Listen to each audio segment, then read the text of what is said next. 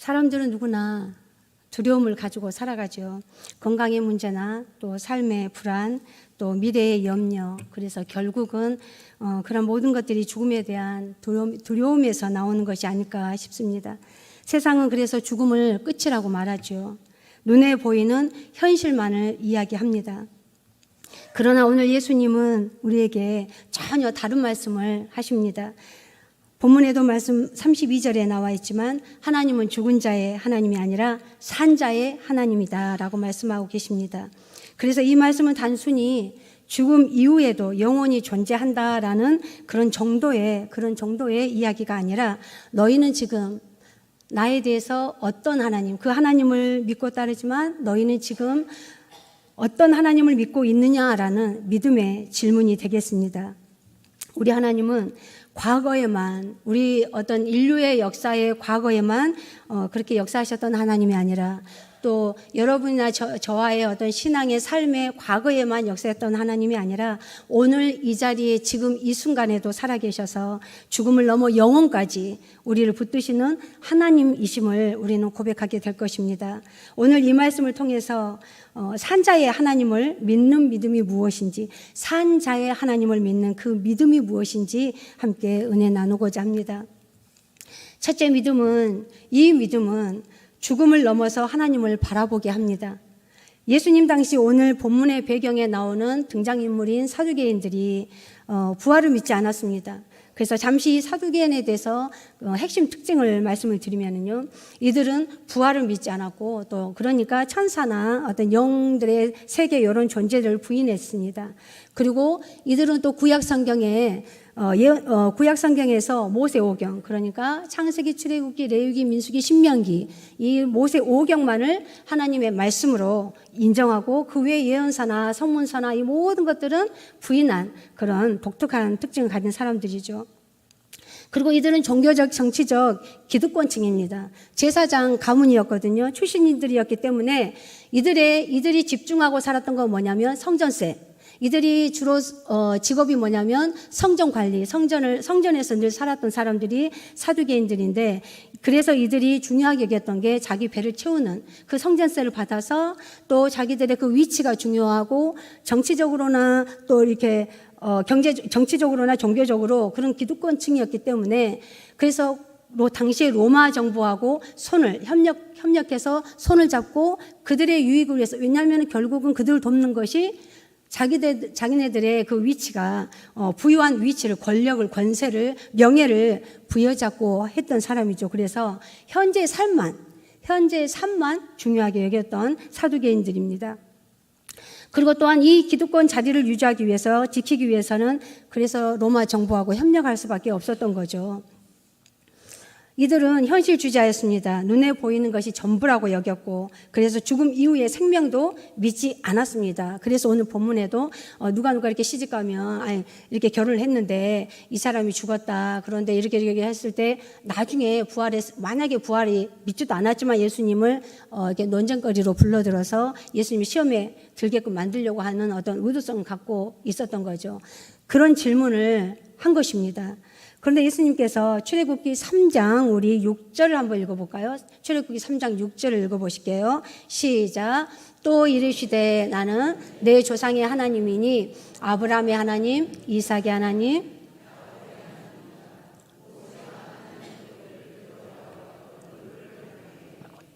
아멘.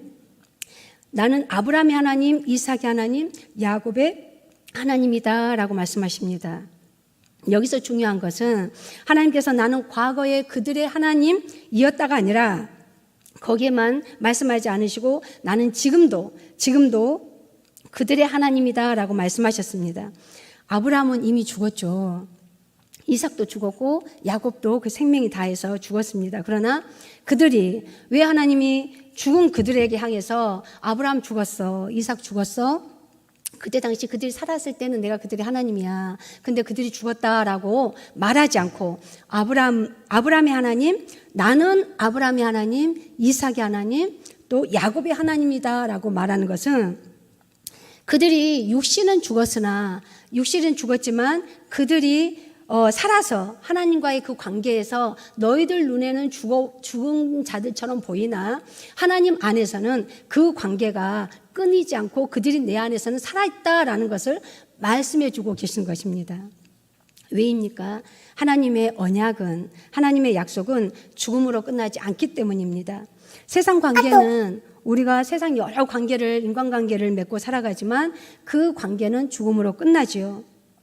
하지만 하나님 안에서 관계는 영원하고 하나님의 그 언약의 약속은 우리가 살아갈 내 생명을 다하는 내 연수에, 예를 들어서 제가 뭐 60에 죽는다, 70에 죽는다 했을 때 그걸로 끝나는 줄 알지만 하나님 안의 관계는 영원토록, 그 관계가 하나님과 나에게 맺으신 그 언약의 말씀은 영원토록 유지가 된다는 거죠. 그래서 계시록에 보면 하나님께서 끝까지 견디는 자, 견디고 예수 이름으로, 그 소망을 안고 살아가는 자, 그에게 하나님이 상과 벌로 이렇게 하나님께서 말씀하시죠. 마태복음의 그 종말장에도 나타나듯이 말씀에 나타나듯이 끝까지 견디는 자, 그리고 10처녀가 있지만 5처녀는 준비한 5처녀는 신랑을 맞을 준비가 된 그들은 하나님 앞에 들림받고 하나님 앞에 가고, 그렇지 못한 5처녀는 잠자다가 어떻게 자기 삶의 어떤 게으름 속에서 더디 오겠지, 신랑이 오늘도 안 왔는데 언젠간 오겠지만 지금은 아닐 거야 라는 어떤 그런 생각 속에서 살아갔을 때에 막상 신랑이, 그날은 누구든지 그날은 모르잖아요, 신랑이 언제 올지는. 그러나 예비하지 않는 그 처녀에게는 10처녀의 비유를 통해서도 우리에게 그 하나님의 상과 벌이 있음을 말씀하고 있는 것입니다. 그래서 믿음은 단지 하나님이 계신다라고 인정하는 수준이 아니라 죽음을 넘어서 영혼까지 붙드시는 하나님을 신뢰하는 것입니다. 히브리서 11장 13, 16절에서는요, 그들에게 이렇게 말씀하시죠. 그들은 더 나은 본향을 사모하였다.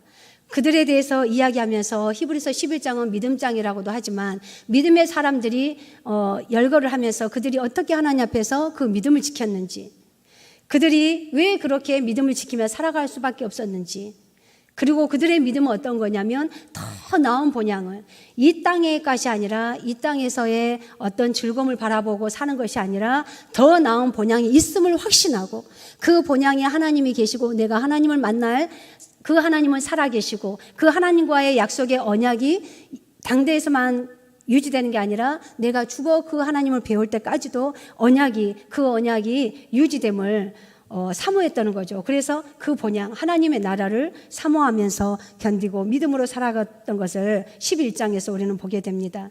그래서 믿음의 사람은 현실만 바라보지 않습니다. 현실을 무시한다는 게 아니라 현실만을 바라보지 않고 살아가고 영혼을 바라보게 되는 거죠. 그래서 참된 믿음은 눈앞의 상황보다 살아계신 하나님을 더 크게 보는 것입니다.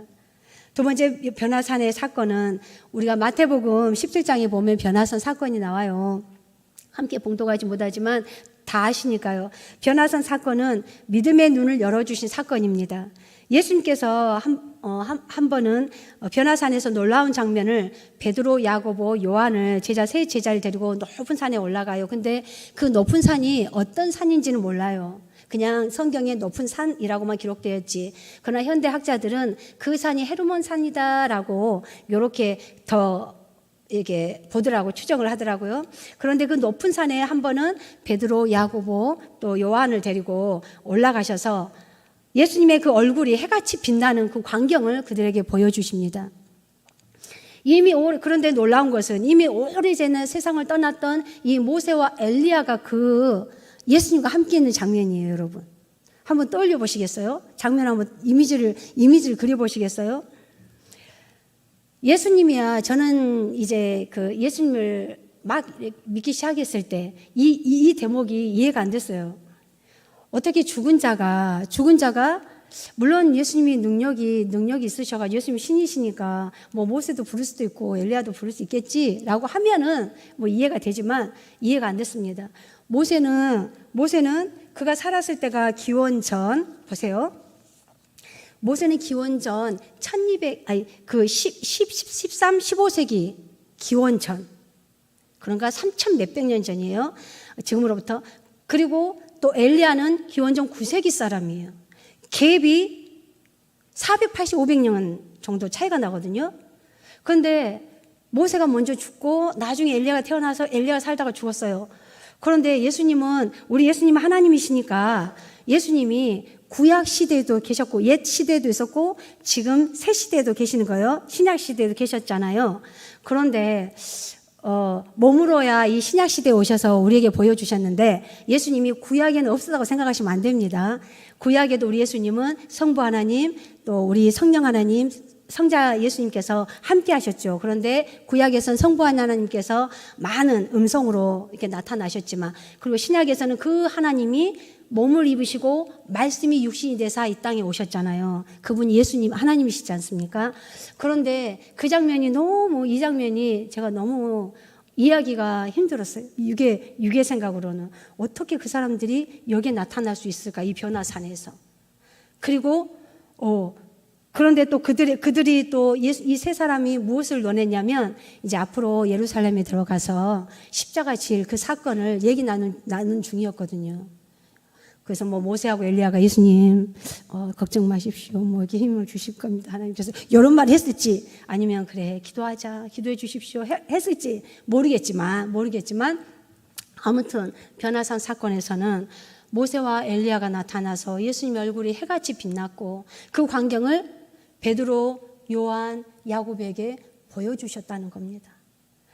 그런데 이 베드로가 제자들은, 뿐만 아니라 제자들은 다가올 십자가를, 그때 당시만 해도 십자가에 그 고난 사건이 있을 거라는 것을, 예수님이 십자가를 질 거라는 것은 몰랐던 거죠. 받아들일 상황이 아니었으니까. 믿음도 그런 믿음이 아직은 아니었었고 성령 받기 이전이었으니까. 그러면서 그냥 따르긴 따랐지만 자기네들이 알고 있던 메시아, 우리 예수님은 이런 예수님이셔. 이제 앞으로 우리를 이렇게 하실 거야. 자기네들이 예수님이 상을 만들었잖아요. 자기네들이 만든 상이겠죠. 그 예수님의 상을 만들어 놓고 예수님이 이렇게 우리를 구원하실 거야. 이렇게 해방해 주실 거야. 이제 우리에게 이런 축복을 주실 거야. 라는 나름의 하나님의 상을 만들어서 따랐겠죠. 그래서 근데 예수님께서 이들을 변화산에 데리고 와서 이렇게 보여주시면서 그 광경을 보여주실 때 이들에게 하시고자 하신 것은, 예수님께서 앞으로 이 대표되는 이 세 사람을 불러서 그들에게 믿음의 눈을 띄워주고 싶어서, 믿음의 눈을 열어주고 싶어서 그들을 변화산에서 장면을 보여주신 것입니다. 그리고 그 변화산에서 보여주신 의미는 하나님 나라의 영광과 생명을 보여주신 것이고, 죽음은 끝이 아니다. 하나님의 사람은 하나님 안에서 살아있다. 하나님의 나라 생명은 실체다. 허상이 아니고 허무맹랑한 것이 아니라 하나님의 나라 생명은 실제 살아 움직이는 것임을 그들에게 나타내 보여주고 싶었던 것입니다. 그래서 결국 훗날 베드로뿐만 아니라 그를 따랐던 예수님께서 뽑으셨던 제자들이 다, 가룟 유다 빼고는 그 11명의 제자들이 나중에는 여러 각처로 가서 순교를 당하고, 깨닫지 못했던 베드로가 처음에는 그 변화산의 광경을 보면서 뭐라고 말했냐면, 주님 여기가 좋사오니 우리가 초막셋을 짓고 하나는 모세를 위하여, 엘리야를 위하여, 주님을 위하여 이렇게 해서 우리 여기서 삽시다. 얘가 너무 좋아요. 여기가 천국입니다. 했을 때 주님은 아니다라고, 우리가 내려가자라고 말씀하신 겁니다. 그랬던 베드로가 훗날에는 또 뿐만 아니라 제자들이 자기의 사명을 다하고, 베드로는 알다시피, 여러분들도 다 아시다시피 십자가를 지되 십자가에서 죽을 때 거꾸로 죽는, 그리고 또 도마는 인도에 가서 껍질이 벗겨지는 그런 순교를 당하고, 그 외에 마태도 마찬가지로 화형을 당하고, 여러 제자들이 그렇게 순교를 당하는, 또 물론 세례 요한은 바모섬으로 끌려가서 거기에서 나름대로 사명을 다하고 이렇게 갔지만은요, 그들이 사명을 다하는 그런 제자로 변했다는 것입니다. 그래서 모세는 죽어 장사된 사람이고 엘리야는 하늘로 들려 올라간 선지자고, 그런데 그들이 살아서 예수님과 대화를 나누고 있다는 것입니다. 이러한 장면은 무엇을 의미하냐? 하나님께서 산자의 하나님이심을 그들에게 보여주고자 하는 장면이었습니다. 물론 이제 학자들은 이렇게 말합니다. 변화산에서 그런 의미는 예수님이 율법과 선지자의 이렇게 완성자이심을 보여주기 위함이다. 왜냐하면 우리가 모세를 율법을 대표하는 자라고 이렇게 상징을 하고요. 엘리야는 선지자를 대표하는 그렇게 대표성으로 보기도 합니다. 그래서 모세하고 엘리야를 불러서 변화산에 부르는 이유는 예수님께서 이러한 율법과 선지자의 완성자다. 우리 예수님이 십자가에서 죽으시고 마지막 그 예언을 하실 때, 마지막 유언을 남길 때 그 유언의 마지막 발언이 다 이루었다라고 점을 찍죠. 그래서 다 이루었다 여기에는 율법의 완성자, 우리 하나님께서 율법을 마칩니다. 예수가 율법의 마칩니다라고 로마서에는 말씀하고 있듯이요. 그래서 그 중심에 예수님이 서 계심을 나타내고자 하신 것입니다. 이처럼 믿음의 중심은 우리 예수 그리스도시고, 믿음은 현실만 바라보는 눈이 아니라 예수님 안에서 영혼을 바라보게 하는 눈이라는 것입니다. 그리고 세 번째, 산자의 하나님을 믿는 그 믿음은 오늘을 살아내게 합니다. 많은 사람들은 믿음을 죽은 후에 천국 가기 위한 준비 작업, 준비 정도로만 이렇게 생각하고 있는 것 같습니다. 그러나 성경의 믿음은 오늘을 살아가는, 오늘 이 순간을, 지금을 살아내게 하는 그 힘입니다. 왜 아브라함이 기다릴 수 있었습니까? 왜 모세가 광야를 그렇게 견딜 수 있었습니까? 왜 엘리야가 낙심 가운데도 다시 일어설 수 있었던 것입니까? 바로 그들이 살아계신 하나님을 믿었기 때문입니다. 믿음은 환경이 좋아서 생기는 것이 아닙니다. 내가 환경이 좋으면 내 믿음도 클 거야 라고 하지만 아니요. 믿음은 환경에 따라서 움직이는 게 아니라 환경이 좋든 환경이 나쁘든 상관없이 그 믿음은 하나님을 바라볼 때, 하나님을 바라보고 산자의 하나님을 바라보고 살아가는 그 눈이 뜨일 때, 환경이 어찌하든지 간에 그 환경은 내 눈에 보여지지만, 현실은 내 눈에 앞에 내가 닥치는 상황이지만, 그 상황을 보는 게 내 육신의 눈이라면 그 상황 속에서 내가 정말 볼 것은 우리 하나님이 주신 믿음, 그 믿음의 눈으로 상황을 볼 때 그 상황이 크게 보이지 않아요. 내가 믿음의 눈으로 바라보지 않고 순간 그 상황을 봤을 때 엄청 커 보이는 거죠. 클 수 있습니다. 작다라고 말씀드리는 것이 아니라 클 수 있습니다. 정말 두려울 수 있습니다. 그냥 조그만한 일 내가 해결해서 많은 그런 어떤 시험거리가 아니라 정말 내가 어이없고, 내가 어떻게 해야 되지? 내가 이 문제 앞에 내가 어떻게 해야 되지? 하나님 나보고 어떻게 하라고요? 저보다 어떻게 하라고요, 주님? 이렇게 탁탁 막히는 그 상황이 우리 인생길에 있었고 앞으로도 있을 것이고, 지금도 그 터널을 지나고 있는 우리 성도님들 중에, 우리 중에 그 누군가는 지금도 허덕허덕거리면서 가는 그 시기일 수도 있습니다. 그러나요, 상황을 보면 그 상황이 늪에 빠질 수밖에 없습니다. 이럴 때마다 우리의 자세는 뭐냐? 산자의 하나님, 나에게 믿음을 주신 그 하나님, 그러니 믿음을 주셨어요, 우리에게. 그러니까 우리에게 주신 거예요. 너 할 수 없잖아. 너 인정해. 너 할 수 없다니까. 그러니까 내가 널 줬다니까, 예수를. 그러니 너한테 줬다니까, 예수를. 그리고 그 예수를 통한 믿음을 너에게 줬어. 믿어. 그리고 나를 바라봐. 내가 도우리라. 내가 도와줄게. 내가 너와 함께. 라고 우리가 그 믿음의 눈을 넣어서 상황을 초월하는 그 상황을 우리가 지나갈 수 있는 것입니다. 이러한 은혜가 저와 여러분들에게 더욱더 있어지기를 축복합니다. 세 번째, 산자의 하나님을 믿는 그 믿음은, 또 오늘을 살아내게 하는 그 믿음은 살아계신 하나님을 확신하는 데서 나오게 됩니다. 그렇기 때문에 하나님이 살아계시다고 믿는 그 사람은 눈물 속에서도 기도를 하게 되는 것입니다. 믿는 자가 기도하게 됩니다. 그러지 않습니까? 믿지 않는 자는 기도하지 않죠. 믿는 자니까요. 기도하게 되더라고요. 실패 속에서도 다시 일어나게 돼요. 믿는 자는 어둠 속에서도 소망을 잃지 않습니다. 내 주님이 계시니까. 내가 지금은 눈물을 흘리고 가는 시간들이지만 나도 내 앞길에, 내 한 치 앞에 안개가 촉하게 끼어서 차를 타보면 아시죠? 안개가 치득치득히, 안개가 짙게 끼었는 그 안개 앞에 한 치 앞도 모르겠더라고요. 앞에서 비상등을 켜놔도 그 비상등도 보이지 않는 자욱하게 안개가 낀 그 순간을 지나갈 때 정말 너무너무 이게 한치 앞이 안 보이니까 앞에서 멈춰버리면 내가 또 박아버리잖아요. 한치 앞을 모르는 이 상황 속에 너무너무 두려움도 있고 불안도 있고요. 그러나 그 순간에, 내 삶의 그 순간에도 주님이 나와 함께 계시지. 내 주님이 나를 살려주실 거야. 죽여도 우리 주님이 내가 죽을 것이고, 살아도 우리 주님이 나를 살릴 것이고, 사나 죽으나 나는 주의 것이니, 그 산자의 하나님이 오늘도 나와 함께 하시고, 이 순간도 하나님이 뜻이 계셔서 나를 인도하고 계실 거야. 나는 모르지만, 그러나 나는 주님을 부인하지 않으리라.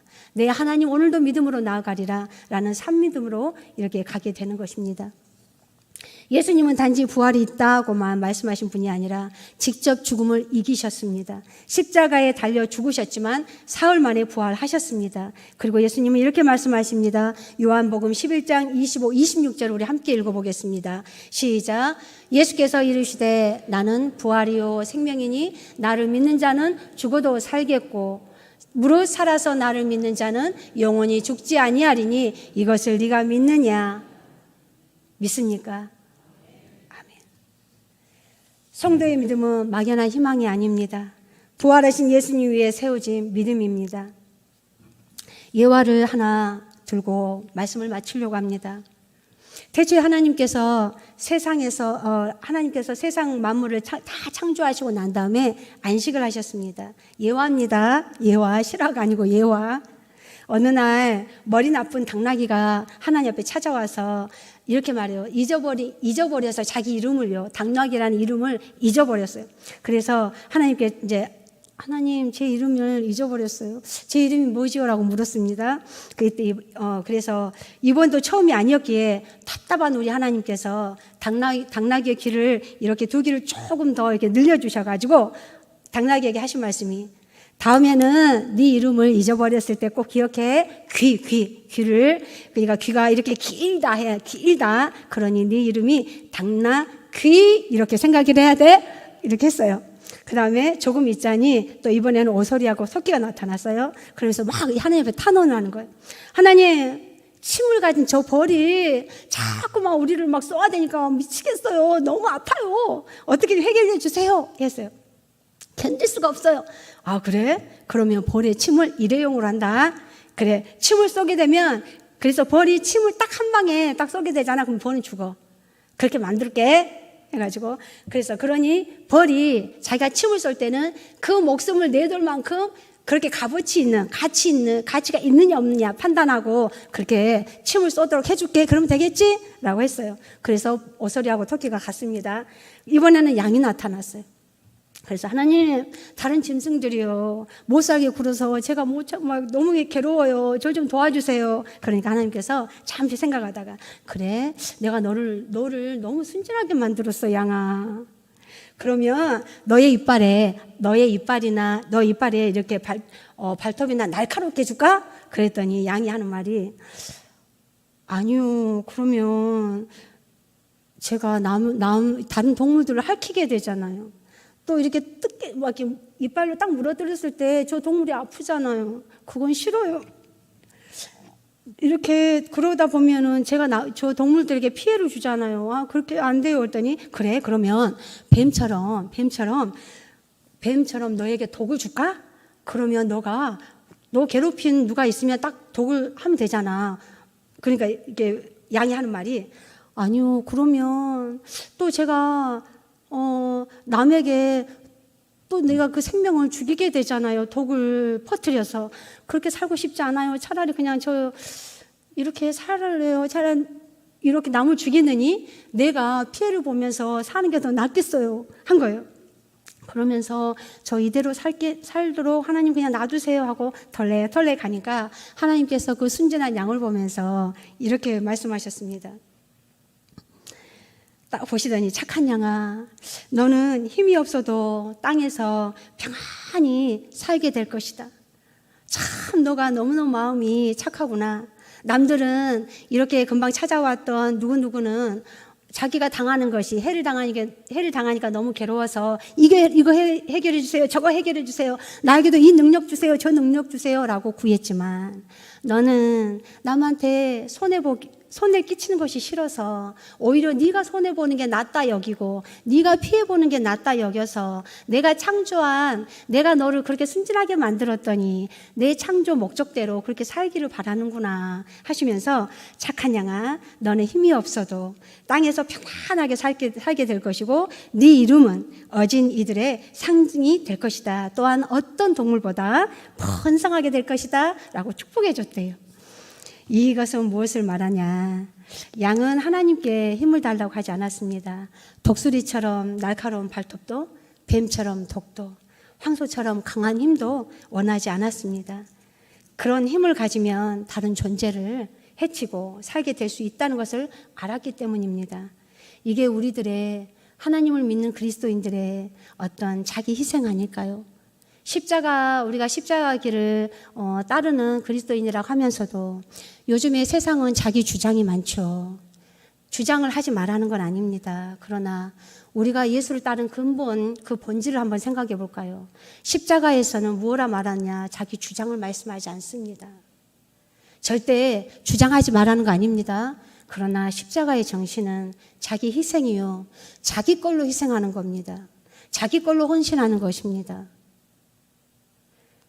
내 거에서 하나님께 드리기를 바라고 내 거에서 하나님 앞에 조금 더 바쳐서 드려서 하나님 내 몸을 드립니다. 내게 허락하신 그 물질을 얼마 안 되지만 드립니다. 주어진 내 시간, 제게 주신 그 시간도 하나님 앞에 드립니다. 내 몸 건강하지 않지만 하나님 어디 봐도 쓸모 있는 것 같지 않지만 저도 제 자신이 제 자신을 보면 너무나 어디다 쓰지? 라고 싶습니다. 그런데도 불구하고 하나님 앞에 조금 더 건강하니 이 건강 저도 건강하지 않거든요. 그러나 이 정도도 건강하다 여기니까 주신 건강 하나님 앞에 드립니다라고 그런 마음으로 살아갈 때 하나님께서 더욱더 하나님이 지으신 그 목적대로 사명을 주셨으니 그 사명 다는 날까지 붙잡고 그렇게 사용하지 않겠습니까? 세상은 강한 자가 살아남는다고 합니다. 사두개인들도 눈에 보이는 현실만 보았습니다. 그리고 그렇게 현실만 믿었습니다. 그러나 믿음의 사람은 달라야 합니다. 자기 힘을 의지하지 않고 살아계신 하나님을 의지합니다. 아브라함도 모세도 엘리야도 그리고 우리도 마찬가지일 것입니다. 산자의 하나님을 믿는 사람은 세상의 힘보다 하나님을 더 신뢰할 것이고 그래서 눈앞에 그 현실이 악해 보여도 문제가 있어도 죽음의 그림자가 드리워져도 하나님이 살아계신다는 이 믿음을 가지고 오늘을 살아가는 것입니다. 말씀을 맺겠습니다. 사랑하는 우리 성도님들, 우리는 어떤 하나님을 믿고 있습니까? 나는 어떤 하나님을 믿고 지금 따르고 있습니까? 과거의 하나님, 과거에 나에게 이렇게 했어. 나는 과거에 이런 하나님을 믿었어. 라는 간증만 갖고 살아가고 계십니까? 아니면 예배당 안에서만 존재하시는 그 하나님을 믿고 계신가요? 그래서 예배당 안에서는 은혜를 나누고 정말 예배당 안에서는 열심히 여기저기서 봉사하는 것 같지만 세상에 또 우리가 살아가는 어떤 가정의 공동체에서나 또 지역사회 공동체에서나 직장에서나 그런 데서는 말과 행동이 다릅니까? 달라야 됩니까? 아니지 않습니까? 우리가 섬기는 하나님은 여기에서나 밖에서나 가정에서나 내 남편과의 관계에서나 내 자녀와의 관계에서나 성도님들과의 나의 관계 속에서나 목사님과 나의 관계 속에서나 권사님과 권사님들 사이에서나 말과 행동은 여전해야 되지 않을까요? 물론 격식은 차리겠죠. 가정에서도 뭐 아드님, 딸님 이렇게 하라는 거 아니죠. 자유가 있지만 그러나 대하는 거는 존중으로 하나님이 계시니 얘기해.